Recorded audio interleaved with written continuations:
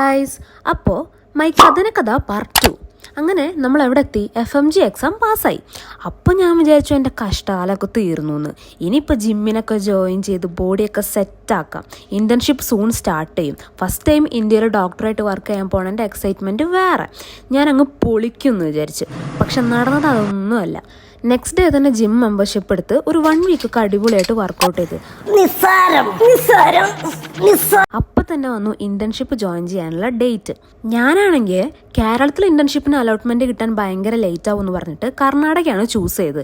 അത് പക്ഷെ ഇത്ര പെട്ടെന്ന് വരുമെന്ന് ഞാൻ വിചാരിച്ചില്ല. ഇന്റേൺഷിപ്പ് കിട്ടിയതോ നല്ല ബെസ്റ്റ് കോളേജിൽ. അവിടെ പണിയായിരുന്നു. 1 ഇയർ PGസിൻ്റെ ചീത്ത, മോർണിംഗ് റൗണ്ട്സിൻ്റെ ഇടയിൽ കൺസൾട്ടൻറ്റിൻ്റെ പുച്ഛം, പേഷ്യൻസ് പറയുന്നതാണെങ്കിൽ ഒരു വക മനസ്സിലാവില്ല. ആ സമയത്ത് എനിക്ക് കന്നഡ ಗೊತ್ತಿಲ್ಲ. പിന്നെ പഠിച്ചെടുത്തു. Night duty, ICU duty, 36 hours continuous duty, ഇതൊക്കെ ചെയ്ത് പപ്പട പരുവായി. ഇതിൻ്റെ ഇടയിൽ ഹെൽത്തി ആയിട്ട് കഴിക്കാൻ പോലും മര്യാദയ്ക്ക് ടൈം കിട്ടുണ്ടായില്ല. അപ്പോഴേക്കും കോൾ വരും, വേറെ അറിയൂ എന്ന് ചോദിച്ചിട്ട്. ഇതിൻ്റെ ഒക്കെ ഇടയിൽ ജിമ്മ് ജോയിൻ ചെയ്ത് ഒന്ന് വർക്കൗട്ടൊക്കെ റീസ്റ്റാർട്ട് ചെയ്യാൻ ഞാനൊരു ശ്രമം നടത്തി. പക്ഷെ പാളിപ്പോയി. പിന്നെ സ്ട്രെസ്സ് കാരണം കഴിക്കണത് മൊത്തം ജങ്ക് ഫുഡായിരുന്നു. ഈ സ്ട്രെസ്സിൻ്റെയും ഓട്ടത്തിൻ്റെ ഇടയിൽ ഫുഡ് മാത്രമായിരുന്നു വേഗം ഒരു ആശ്വാസം. പിന്നെ ഡയറ്റിംഗ് ഒന്നും നടക്കൂലല്ലോ.